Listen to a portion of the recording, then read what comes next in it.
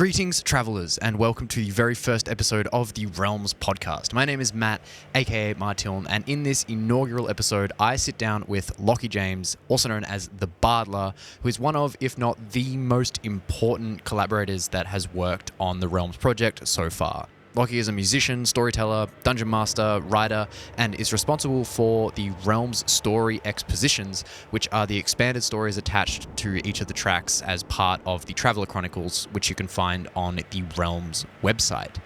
If you don't know what REALMS is a transmedial experience created by me, Matt Martiln, which combines music, storytelling, and world building presented across multiple forms of media, such as social media, music, literature, visual art, and much more. And the first part of the REALMS story is out now, and you can experience it by heading to the REALMS website, which is realms-universe.com. This chat you're about to listen to was recorded live on Twitch and Instagram, and in it, I chat with Lockie about how he got into writing, how he came to be involved in the REALMS project, what his writing process was like, and also what it was like for him as a writer working on the project.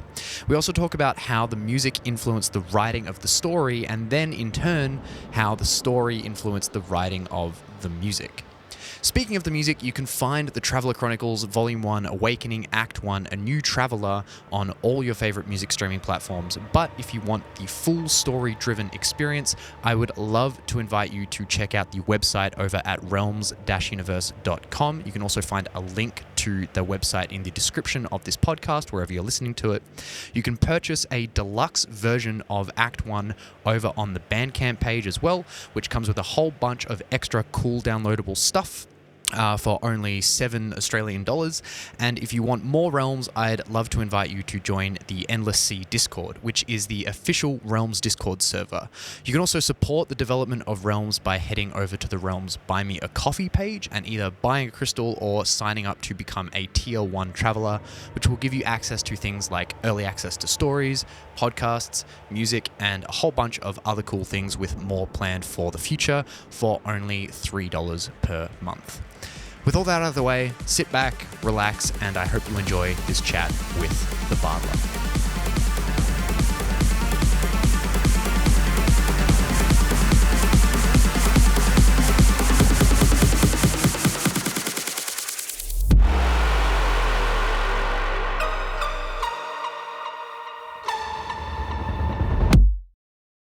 Cool. All right. We're good. We're live. Hello, everybody. Welcome.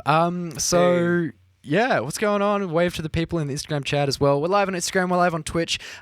We are live here with the amazing Lockie James, the Bardler. We're going to be chatting today about basically REALMS, the development of REALMS. For those of you who are unaware, Lockie, the Bardler, is a really hugely pivotal and kind of important part of the development of the REALMS universe, the REALMS story. Thanks. Well, I mean, it's true. Honestly, without him, a lot of this project would have been very different and have come together very, very differently. So, yeah, Lockie did a lot of the writing of the expositions and stuff. If any of you have tuned into checked out the website and kind of read the stories, or if you've bought the Bandcamp album and you've read the PDF story there, that's all him. So he's done an incredible job with that. So yeah, enough about me introducing you. Lockie, do you want to introduce yourself? Yeah, sure. I'm Lockie. I am the Bardler on most of the social media things as of recently. That's a new change. I am mostly a musician, stuff like that. Went to uni and high school. We've known each other how freaking long now? Oh mate, it's got to be a solid 18 years, maybe at least. Maybe more like 16 years or something. Yeah, since I was 10, I think. Since we were 10. Yeah, so like 15 years then. Yeah, a long time. Far out. And always kind of worked in kind of the same areas with Tink generally. You doing just a little better than me at most things. Still got my maths prize or whatever it is. Yeah. And you're one higher than me that I think you got in most of the subjects we did. Oh yeah. So I'm a musician, do a lot of metal stuff, and writing of my own things, which will be hopefully coming out soon. I have things I'm working Sick. on. I have a YouTube channel that I do with a couple of others, The Game Boys, where we cover music from video games on acoustic guitars, and we have other projects coming up with that too. Sick. But in terms of more for the Realms stuff, I obviously, as Tink said, I've been doing the exposition side of that and writing novelization, that sort of stuff. I've always, like, I started writing when I was a little kid. I think the first novel-like thing I wrote was a Hobbit spoof, where I just kind of thought the meaning of the word spoof was anything that's the opposite of what it was. So hobbits were really tall and didn't eat much and were smelly. It was really bad, but Oh dear. I was 6 or something. So Yeah. But yeah, so it's been great fun to work with you on this stuff. Actually get writing again, something I've wanted to do for ages. Yeah. Yeah. Yeah, it's so good. It's so good to have you a part of this project, man. You've absolutely smashed it out of the ballpark. Like, seriously, it's so cool. Well, thank you, and it's great to be a part of it. Yeah, no, pleasure. We got a lot of people coming into the Instagram chat, which is kind of cool. Devin says apparently you're very confused that you're older than 15. Thanks. I know it's hard to tell by my height, but you know. Yeah. That's hilarious. Thought the beard. I've got to grow a beard like this, you know, just so that most people don't think I'm 15. Yeah. Oh dear, hilarious. What's up, Brad, as well? So yeah, so thanks for joining. This is really cool to be able to do this. I'm hoping to be able to do this with possibly some of the other Realms collaborators in the future as well, and this will be uploaded as a podcast too. But today, just thought we'd jump on, do a bit of a live stream, and have a chat about essentially how the process kind of came, or how the whole thing came together. Cool. So for those of you who don't know, I started the Realms project as part of my master's degree, my master's of music, which I'm still completing. And now that it's kind of released, that's a pretty big milestone in terms of that, which is cool. But I kicked that off. It'll be two and a half years ago now or so that I started the masters, and so I was kind of conceptualizing the project for a while before that. And I think I'd probably mentioned it to you briefly prior to that, like very in passing. Yeah, I think I remember like very early on in your masters, you told me you were doing it, and I feel like you had mentioned like the concept even before that. Yeah. So the concept was something that I'd been working on, like developing for a while, actually. Like probably about 4 years ago, I think I actually started working on it, developing it. Which is crazy to think that. But then so I was doing some of the development of it and kind of got to the stage where I'd written out this massive story outline, and I was like, it'd be really, really cool to have a story there, like a written story for it. And I knew that you were like doing a lot of writing stuff, or really interested in a lot of writing stuff. Or also just a bit of backstory too. Lockie is the DM for a Dungeons and Dragons game that we've been playing now for about probably 5 years or something. A really long time. Way too long to only be level 10. Yeah. We've had a few setbacks, but so I knew that he was really great when it came to all the writing stuff, and super awesome with taking all these awesome conceptual ideas and like bringing them to life in story and through storytelling and D&D and stuff like that. And then I reached out to you. When was it? Probably about a year and a half ago. Yeah, I reckon. Was it just pre-COVID? Was it pre-COVID, was it? Or was it kind of this first lockdown or something? Which would have been... Are you sure it wasn't longer than that? Because I swear I remember working on it over... No, that was this summer that I was working on it over. Yeah. So...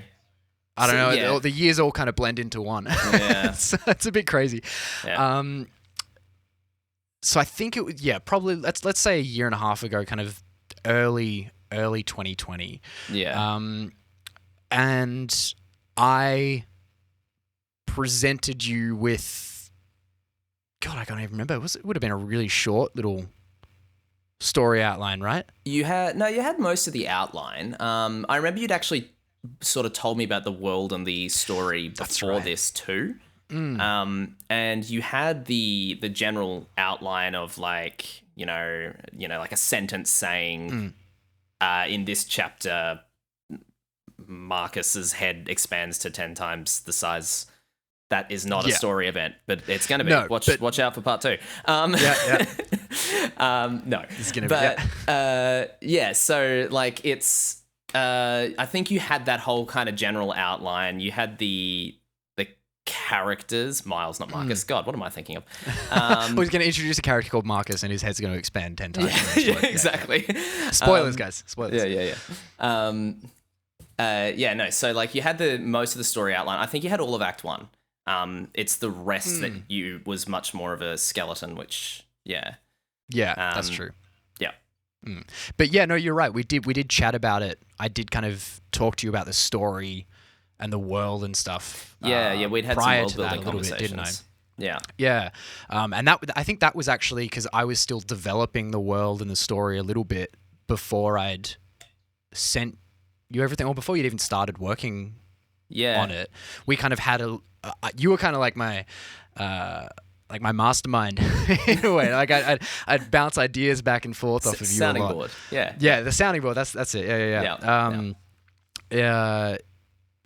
Because I remember kind of coming to you with the initial idea of, hey, there's these like different realms of existence. There's this kind of these spoilers for those of you who haven't read, but these people called travelers who can kind of travel between these different realms of existence, and they have like supernatural abilities and stuff like that. And we'll probably unintentionally drop a few extra spoilers during the course of this little podcast as well, but that's okay. Little nuggets of information that I don't really mind sharing too much.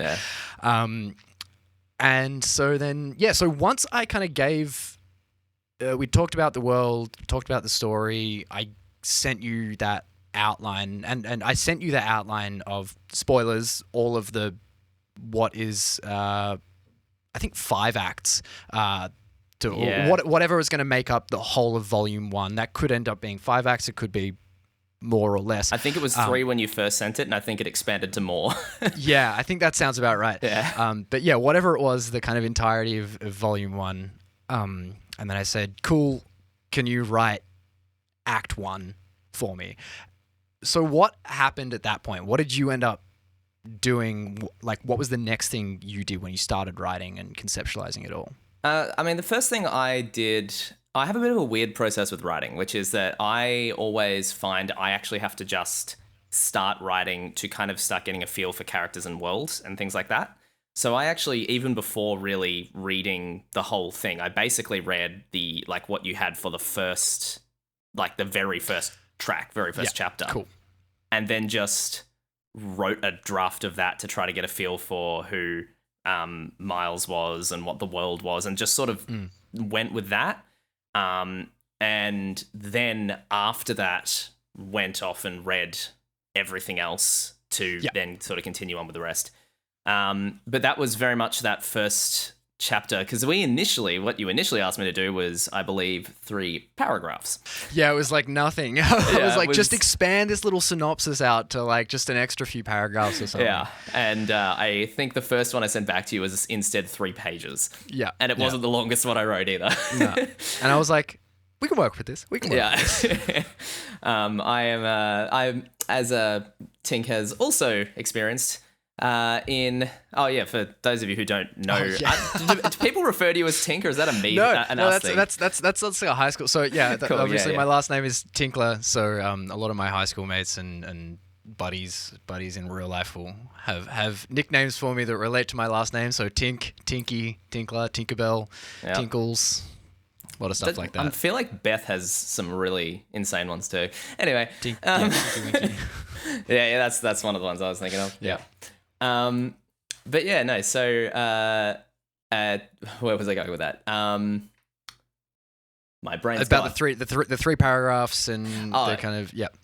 So that I had as you know from our D&D stuff, I am something of an overwriter. I start with an idea, and then that becomes a big thing. Hence 5 years, 10 levels.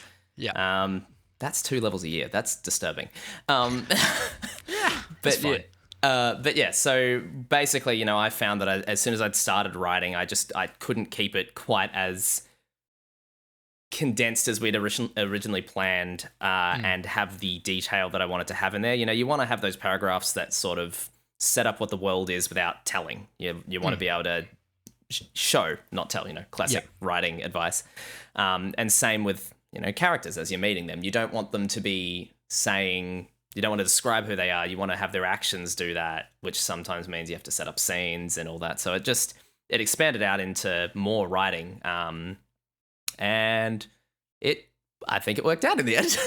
Yeah, well, I mean, I remember getting that first draft of the first chapter back from you, and you were like, "I've written a little bit more than a few paragraphs," and I was like, "Yeah, cool, that's fine, whatever." And then I saw it was like, "Oh, he's written a bit more than a few paragraphs." Yeah. But then I was like, "No, this actually works really, really well," because I mean, I guess in my head I hadn't. The only reason I'd kind of had that constraint is because I didn't expect there to be that much writing. Like I kind of was, I kind of had kept my expectations intentionally low, I suppose. Yeah. Not of you, but just of the project being it's going to be pretty small. Fine. It's kind of liner notes of a CD booklet or something like that. Yeah. But then when you came back with what could essentially be a chapter of a book, pretty much. Yeah. I was like, no, this is awesome. This is something we can absolutely work with. Yeah. And there were a lot of things you wrote even in that first chapter where I was like, and the cool thing was I gave you a lot of creative liberty with kind of filling out the world as well. Yeah. But that was actually a really fun part of all of this, was that you had so much of the honestly, you're saying a lot about how good my writing was and all that, and thank you. But one of the things that actually made it so fun to work on and to write this was having that plan of the story there, because I often struggle a bit more with the actual that part, the real planning out of everything, because of that thing, as I was saying before, where I feel like I often need to write to get a feel for things. But that means things end up messy and have to go through lots of revisions. So having your plot outline there, but then also having you go, feel free to add things to the world. And obviously, you had final say on what they were and things. But that fact that I was kind of able to do that made it really fun to work within the constraints you'd given me, the storyline you'd given me, but also being able to add these little details that may not even be relevant to the story as such, but might be relevant to the world as a whole. And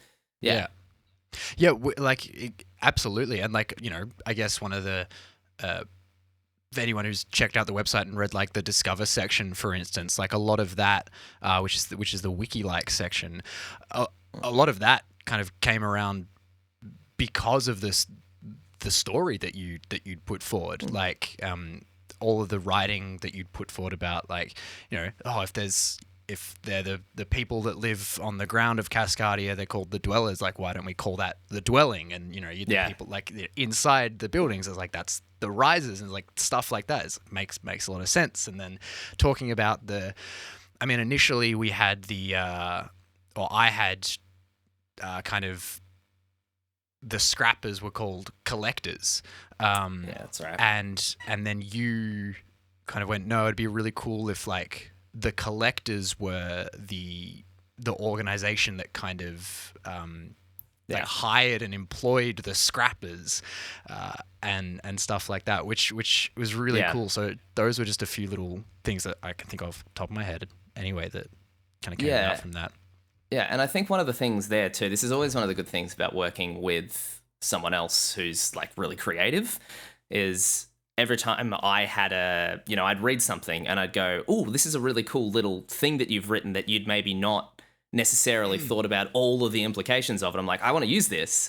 How can we use that? What does that mean? And then because I'll have a question, you'll expand on it, and then you'll have a question, so I'll expand on it, and you kind of get that that real back and forth that really brings things to life in a much more kind of natural way, I find, rather than often I find if like one person's working on something, it can end up in kind of a narrow focus where like you'll either so a world might not feel quite as alive because there's not as much because it's you have a moral idea that you're trying to tell with the story, and therefore the whole world seems to be built around this moral rather than it just being a bit more natural and flowing. So, well, and even like from a world building perspective, like I know that you keep saying with the kind of the creation for your D&D stuff that you're like you really struggle with like the visual aspect of things, or you kind of get really bogged down in like a lot of these technical like details and stuff. So yeah, that kind of having that single person work on that, it can be obvious where their enjoyment lies in that kind of creation thing, and where they're oh no, just kind of put their other stuff to the side, you know? So yeah, having that back and forth and the sounding board to be able to throw these ideas around in makes the world feel so much more alive. And actually, I will say as well, to what you just said about the visual side of stuff, that is a thing I really struggle with. So, we had a situation down our most recent D&D session where they were trying to set up an ambush, and I just couldn't describe the scenario well enough. So we ended up having like, wait, what's happening? What's going on? We spent like 20 minutes kind of going back and forth, and we thought we were doing something, and then we all had different ideas in our head.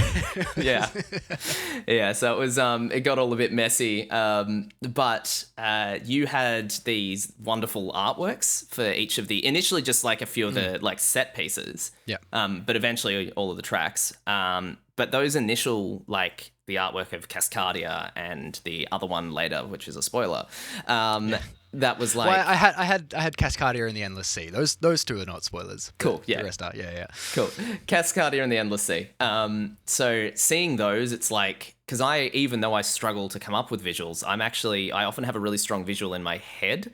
I just don't know how to translate that into a physical description, because I'm bad with like, distances and things like that. So seeing those pictures, it was like, great, I kind of already have this really strong identity of what this place is in my head.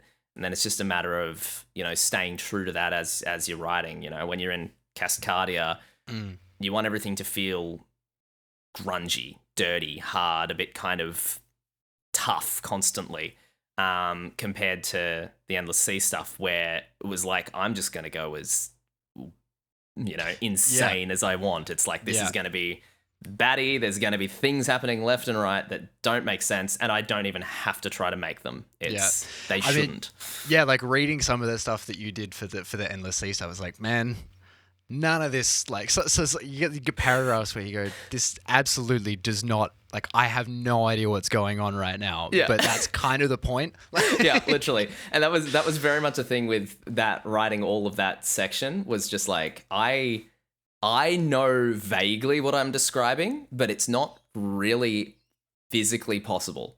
Yeah. So I'm just going to kind of let it be that way, because it could be beyond human comprehension, and that would be fine. Yeah, exactly. I mean, what was it like?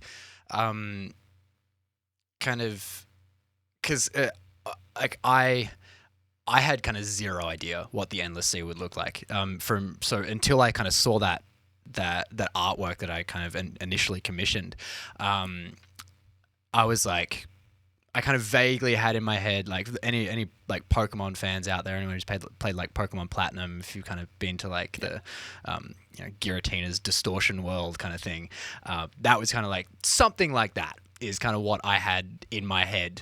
And then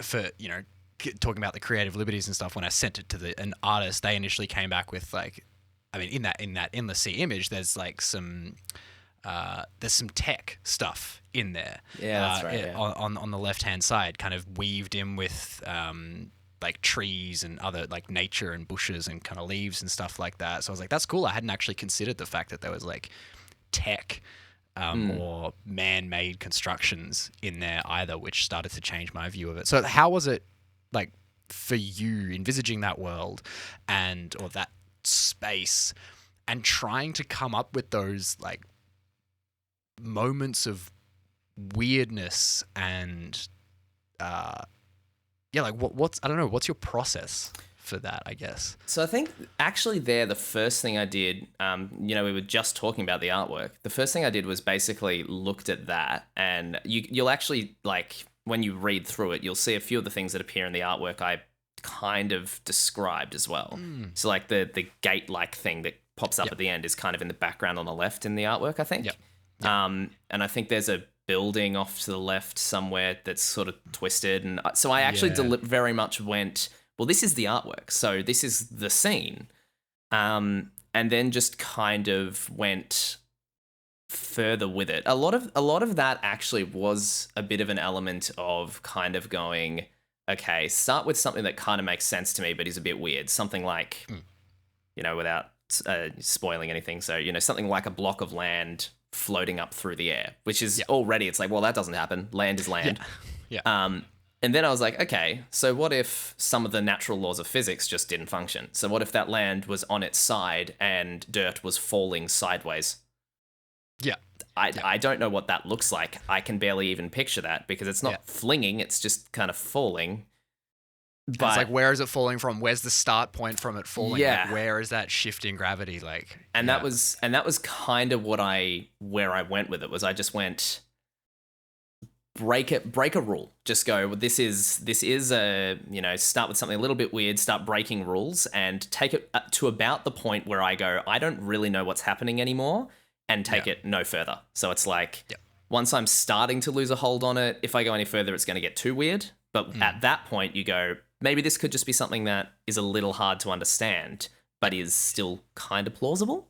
So that was kind of that main thing. And then also, as you said, in that image, there's trees, there's buildings, there's all sorts of weird things. There's tech and not tech, and So, trying to think. This runs a spoiler danger, so I'm not going to say too much. But well, I mean, So, I mean, like, this would be potentially longer spoilers. Oh, I think your video's gone from Instagram there. It might just be me. But so like, I was kind of thinking there of, if there can be buildings and there can be trees, why can't there be a beach? Yeah, true. Yeah. Or crystals or whatever. Like, I just was like, if there's those two things, there can be anything. So kind of mash up every possible biome into one place. But in ways that don't make sense. Yeah, it's cool. I mean, like, you're talking before about the kind of pushing it to that limit and like not pushing it any further. Like, it definitely, the first, when you first sent through that initial Endless Sea chapter, I did have to read it a few times to kind of figure out what was going on. Like, there's moments where the characters are doing certain things or trying to achieve certain things, and wait, how does that work? You kind of trying to picture it in your head, and you kind of get some semblance of an image or whatever, and you go, that's kind of good enough. I'll just move on. And like, that's the idea. So I feel like you really captured that. Well, that's good. I'm glad. That weirdness that I was kind of so after, because I remember initially when I was getting that artwork commissioned just for the Endless Sea. I kept saying to Ivan, was the guy that I commissioned, and I kept saying, like, no, you can go weirder. Like, which was pretty cool. So in terms of some of the I've got some other stuff to talk about later, but like some of the, obviously you took some cool creative liberties in terms of the world development and stuff like that. What about, because you introduced a few cool characters and stuff like that as well, especially in Cascadia, which led to a few, obviously that kind of that iterative process, that reciprocal thing of between, going back and forth. But like, what was some of the process of coming up with some of those characters? Like, why did you feel the need to come up with some of those characters, like Randhouse, for instance? Yeah, like, So, yeah, that was partly a thing of, so a world is lived in, right? Which means that someone like Miles has a life before the adventure kicks off, and you want to, the decision to become a part of this story doesn't have weight unless there's things they're leaving behind.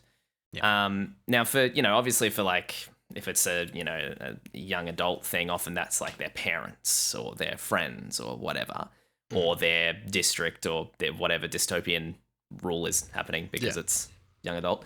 But it's, so you always want to kind of have that, and that mostly serves as a way to establish, I guess, what they're leaving behind. So obviously Miles isn't so necessarily, he doesn't have the happiest life in the traditional sense of the word. So rather than it being him leaving a happy life behind or anything like that, it was more about kind of setting up the pressures that are on him, and they always are going to come from other people. It's better if, as we talked about the collectors, it's better if they have a face. It's better if his, I just was going through his thoughts. I'm like, so why is he out in the scrap? Well, what does everyone need to do? Everyone needs to live. So I guess he's paying rent. Yeah. So then you get someone like Randhouse coming into it, who's, the landlord, just he needs to pay him. And it starts off just as that like little aside where it's like, what's his motivation? Okay, well, there's this person who would be involved in that motivation. And then it kind of evolves from there. You have just the more of that you kind of have done, and all of that. You have things that start to form. I have things that start to form in my head. And some of them, if it was like if we were going for a big epic sci-fi thing, we could spend a third of a book in Cascadia. Yeah. Oh, totally. Yeah.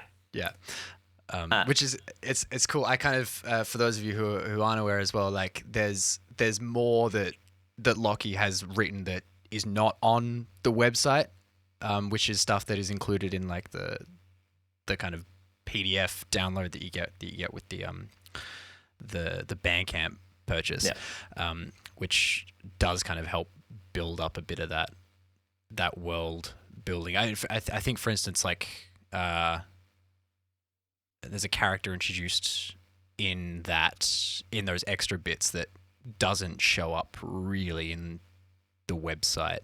Yeah, there's a reference in the chapter after. Yeah, but it's just kind of an in-passing reference that like, you don't really need to have that. Yeah. But I mean, even things like that was kind of those in-passing references. Like it still works, even if you have no idea who that character is. Well, because Miles knows the world. So even though the readers don't, and in some instances while writing we don't, Miles does. So if Miles is turning a corner, he knows where that corner goes, unless he's in a part of the city he hasn't been to. If he's, seeing someone walking down the street, he can look at them and their dress sense and know their social station or whatever. Yeah. It's the same as, us when we're walking around. Anyone you can kind of look at and you have a guess at who they are, or you know them. It's just a fact of life, and it's something that, if you're writing, you want the characters to feel like they know the world better than you, so that over time the audience kind of learns about the world through them. Or you have the other fish out of water technique where the main character is the audience and there's someone else explaining it to them. Which we have a little bit of both of. Yeah, we kind of do. Yeah. We absolutely do, which is really, really cool.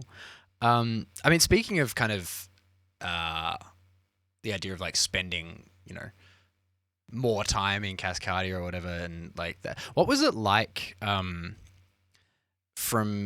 obviously, you did, we've talked about this already, that you did write more than I'd initially told you to write, Yeah. which again was really awesome, and I'm so glad with how that turned out. But what was it like from your perspective, kind of having to put a limit on that and being like, oh, actually, I would have really liked to have, gone more into this world and that it was probably a really good thing. If you just said, write me a story, I'd still be in here. There'd be manuscripts piled up all around me. I'd be pulling my hair out and tossing screwed up balls of paper over my shoulder. I mean, it was actually, it's really helpful to sort of set those boundaries and things, because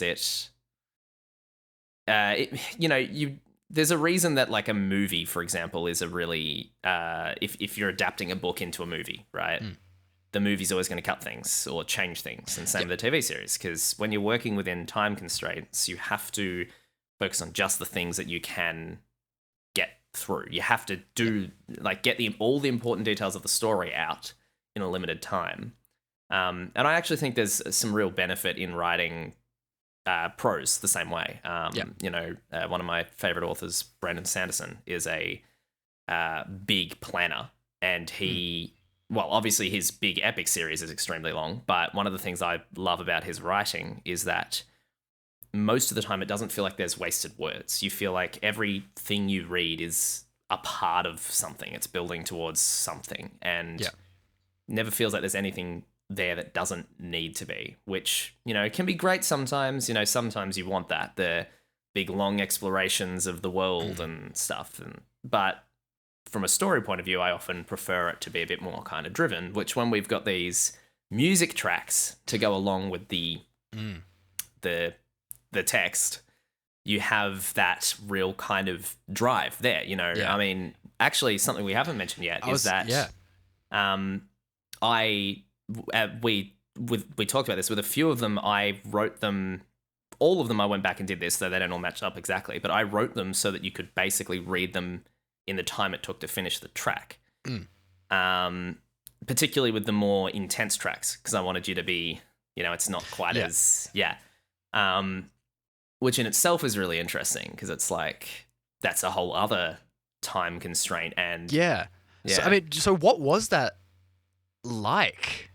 Because I mean, that was this whole other added layer of complexity to have to do that. That was different. That was mostly editing that I did that through. So I think with most of those, it was I'd write the main, I'd write it. I'd listen to the track to get the feel for what the scene was supposed to be. Do I write with short sentences, long drawn out sentences? And did the music influence that? A fair bit. Yeah. Cool. Yes, absolutely. So whenever you had. A break where the synths or pads. I'm exposing my bad knowledge of EDM here. That's okay. When the music expands out to something a bit more kind of mellow and less driven, I would start writing in longer sentences. I'd bring in a lull in the scene or whatever. The big one is not Creek was one, but the one after that. What's the track name? Oh, I Am Vanguard. That one. Yeah. Yeah. So there's those long drawn out. Yep. That was the biggest one that matches up most closely, where you have those these long drawn out sections that are kind of more ambient, compared to much more intense drops and things like that. So I wanted to have action scenes and fast paced words and all of that for whenever the music was fast paced and intense, and then more emotional, exploratory, longer sections where in feel, not in actual length, where the music got more ambient and stretched out. So it was really interesting, a very different way to write. Actually, super fun though. Well, that's cool. Yeah, I mean, it's really interesting because putting the website together, I had a few. I kind of did a few test runs with a few people to see, and I'm still doing this as well, actually. Seeing how they progress along with the story in time with the music, and it all actually lines up and works out really, really well. So you've done a really good job to do that. That's really good cool. to hear. And then even I mean, because obviously then there was the the next kind of part of the process with that was with what you'd written, then I took little words and phrases out of that and then kind of pulled them into the music as well. And seeing where those actually lined up was a really interesting thing as well. And seeing how other people actually kind of, where they get to those, if they get to them at the right point or if they kind of, see it beforehand or afterwards, was a really, really interesting thing as well.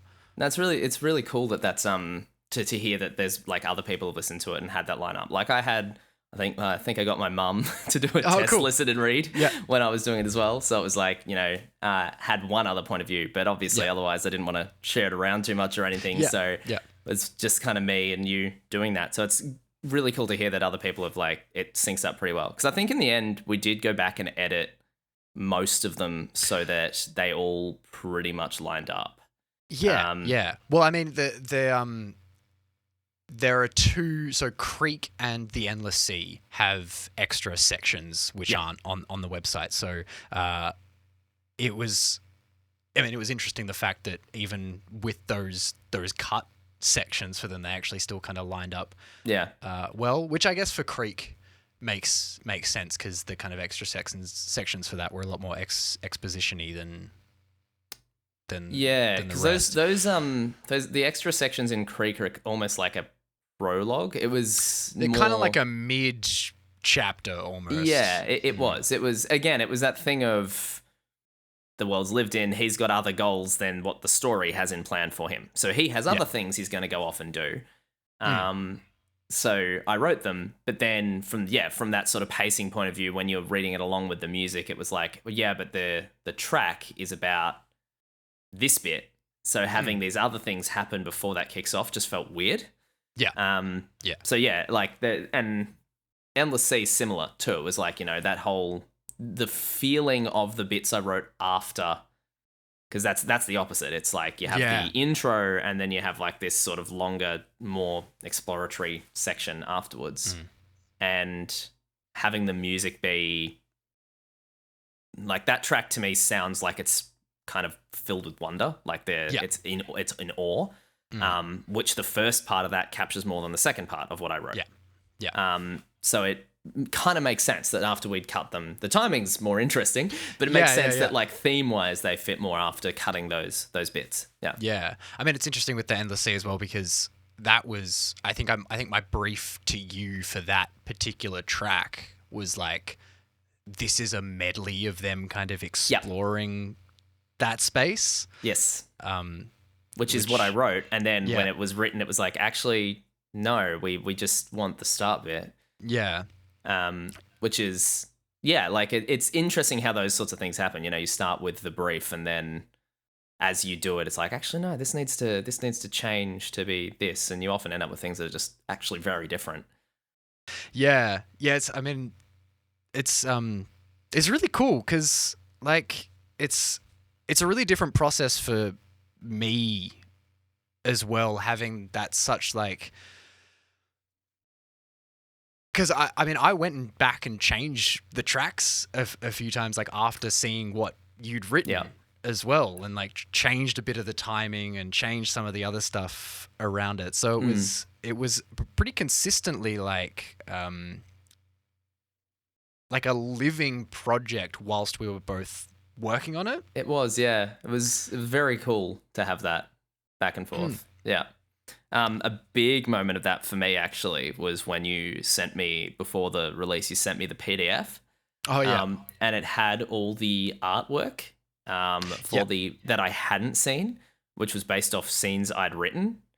And that was kind of mind-blowing for me. I was like, this is the coolest thing that's ever happened. So see that in terms of timing, like, because you got the image for the Divided City and the Endless Sea, which are the kind of two realm images.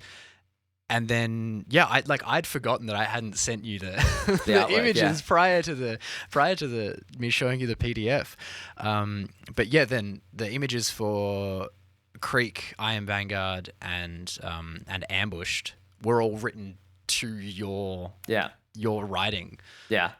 and seeing, again, avoiding spoilers, seeing Vanguard standing there like in the background in Creek with her hand up, and then the this isn't too spoiler, it's just a teaser. The creatures in what's that one?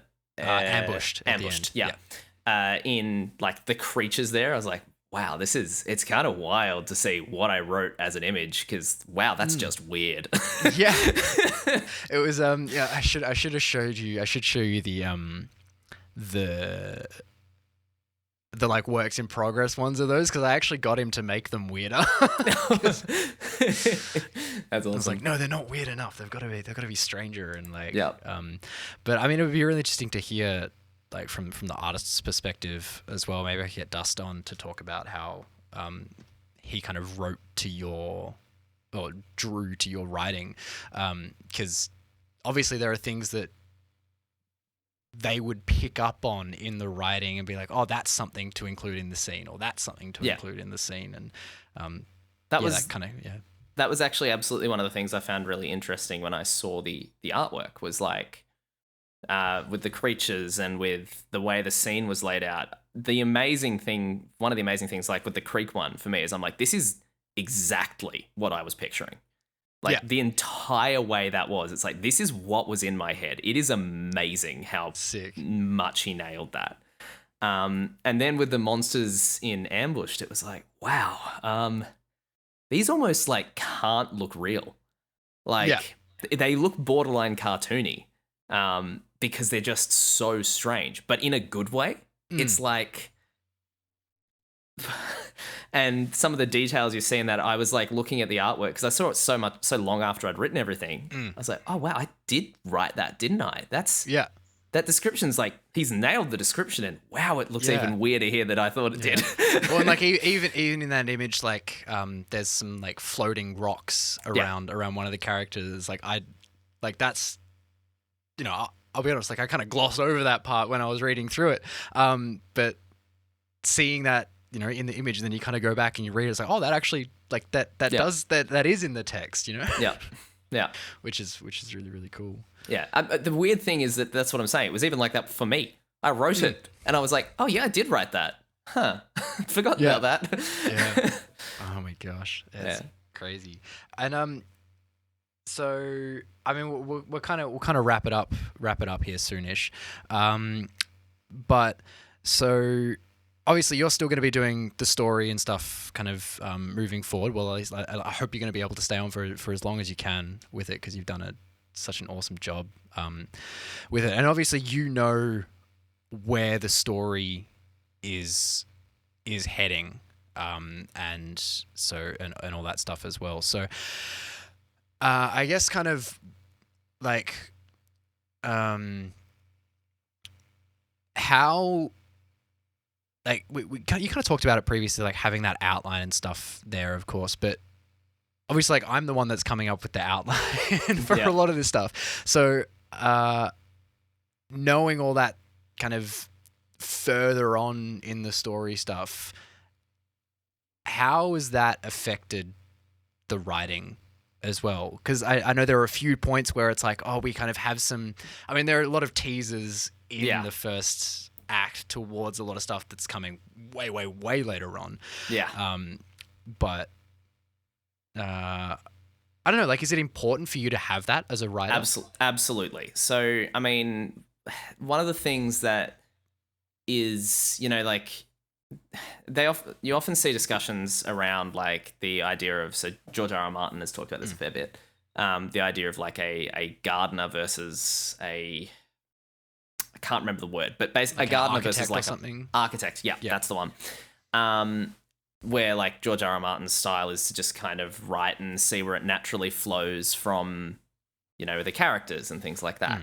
While someone like Brandon Sanderson, who I described before, is an architect. He plots everything. He literally updates, percentages of his progress. Yeah, that's right. I remember you telling me about that. Yeah, because he knows so well how much he's going to write that it's like, and what he's got to write, that he knows how close to done he is. It's insane. I fall somewhere in the middle, liking to sort of feel things out, but I really like, good foreshadowing and things like that. To me, when a twist comes up or a new character enters into a story or something like that, it's really good if, you know, the audience has already guessed that's where the plot's going. You want that. You want the audience to be guessing your twists. Not too well. You want there to be, you know, if you jump on Reddit or whatever, there's one thread where someone's got this and it's got 300 upvotes and everyone's going, this sounds legit. This could be what happens. But, you know, not everyone's getting it. So to me, having those foreshadowing moments of future events is super important, and also makes people want to read and listen to more, you know, when there's that, you know, voice that pops in. And some of the references to the way the, like the whispering and things like that. Yeah. The hope is that people read that and go, what's that? And then they want to know the answer. And people can speculate and people can guess. And, you know, if people get it right, they get to very rightfully feel kind of triumphant and like satisfied when that, like, yeah, I got this. So yeah, it's super important to have that, like, your outline there to be looking at. And it also informs how I write the characters at this point. Knowing what they're going to do later, you have to make sure that that's within their personality as you start writing them, or that their personality can logically grow to that point. Yeah, I guess that is a big thing. I do remember you asking me about that at numerous points, like, what is the personality of this character? Like, if they're going to reach this point, like, you know, how do they get there? Where do they start? Like, why are they going to that particular point?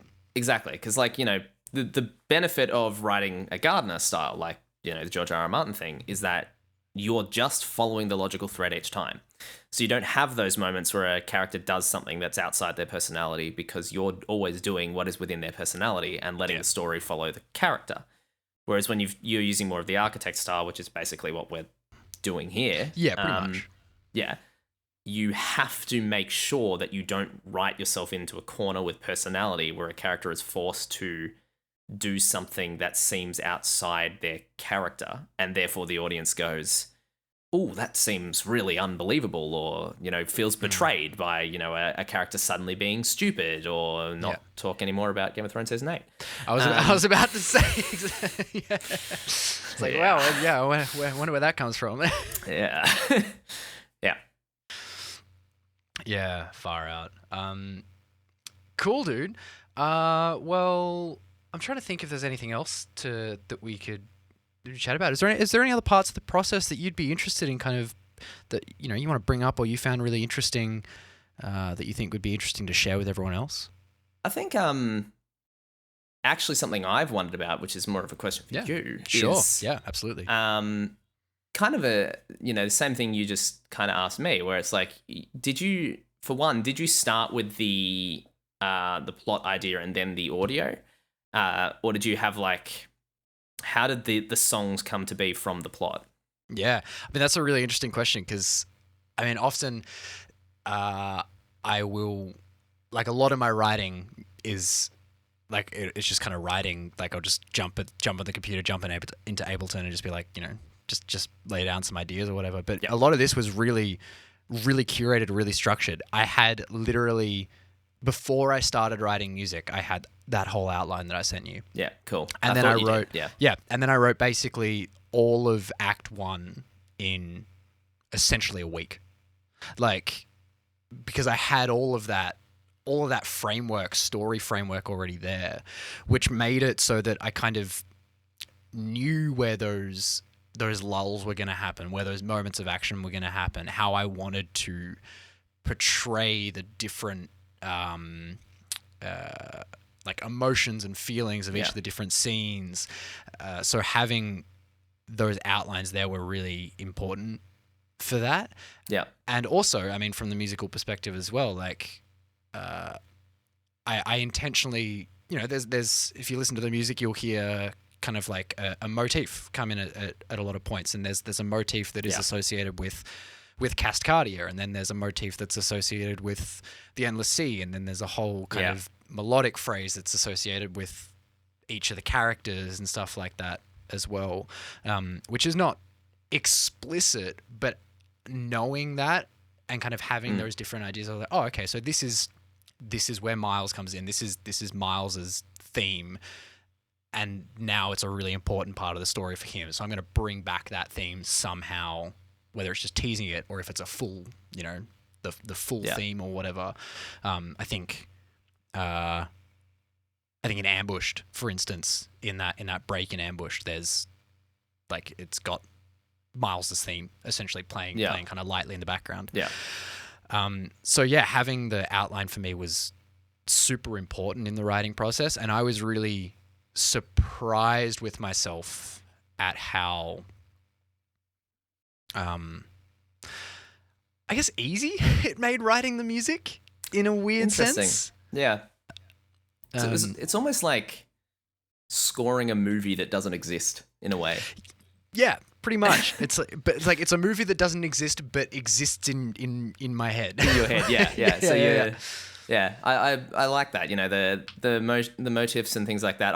I noticed some of them. I didn't necessarily connect all of them to exactly what they were, but you can certainly hear the motifs and stuff. And it's one of those things where, like, with great film scoring, you don't necessarily know that you're hearing the motifs. You feel them. So, a great example I know of is the Greyhaven's theme in Lord of the Rings. Oh, yep. First time it shows up, it's this, he's describing the Greyhavens, but you don't really, that's the first time you've heard it. So it's just like, oh, this is a very emotional piece of music.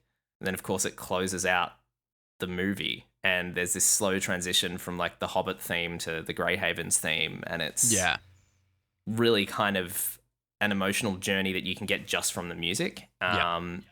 So yeah, like, and I definitely got a sense of that from what you wrote, that same thing where it's like, oh, even if I'm not necessarily aware of what it is, I'm like, there's something, this is coming back here. This is, a thing I've heard before. This is a sense of familiarity, a sense of, whatever. Yeah. No, cool. That's because I'd been wondering that for ages. If you just like sat down and written 6 tracks and then gone, all right, let's turn this into a story. Yeah. Or if it had been more structured. Yeah. Like I'll probably do another live stream or something at some point. Maybe I'll have you on where I kind of talk about that music process as well. Because it was definitely not a process, not a way that I've normally done it, but it's a way that I really enjoyed doing it, and it's exactly how I'm going to do at least all of the Traveller Chronicles stuff, to kind of keep that pretty consistent. There's other kind of side stories and tangential stories that I am not writing that way because I want to be able to fit my music into the whole Realms world, kind of wherever it can fit. But those main storylines, I think it really gives it a sense of journey, a sense of movement and storytelling and progression that you can't otherwise get, I don't feel. No, absolutely.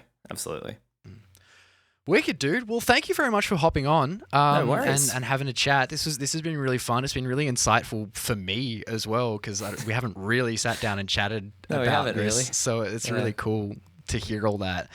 And I mean, hopefully we can do it again at some point. Maybe when there's when Act 2's out or something, we can do that, or maybe even beforehand. Those of you tuning in live, this is obviously going to be edited and uploaded as a podcast as well somewhere, so you can re-listen to it if you want to, if you found some interesting things. But yeah, thank you all for tuning in. And if you haven't checked out Realms already, make sure you do. If you're interested in kind of checking it out, kind of learning about what we were just talking about today. So otherwise, thanks all so much. It's been awesome to chat to you, dude. So really really appreciate it. And hope you're well in this extra 6th lockdown or whatever it is. But anyway, let's not dampen the mood. one benefit to that, the message I sent, I can start writing next week now. This is true. So yes, Act 2 soon. It'll be coming. Yeah. Awesome, everyone. Well, thank you so much, dude. Really appreciate it. And, good to talk to you. Yeah, likewise. We'll chat soon. Yeah. Thank you so much for listening. I really hope you enjoyed this chat with the Bardler. If you want to go and follow the Bardler, you can do so over on Instagram and a whole bunch of other places. I will put links to his stuff in the description of this podcast. Once again, make sure to go and check out the Realms website if you haven't already. Otherwise, I will see you travelers in the endless sea.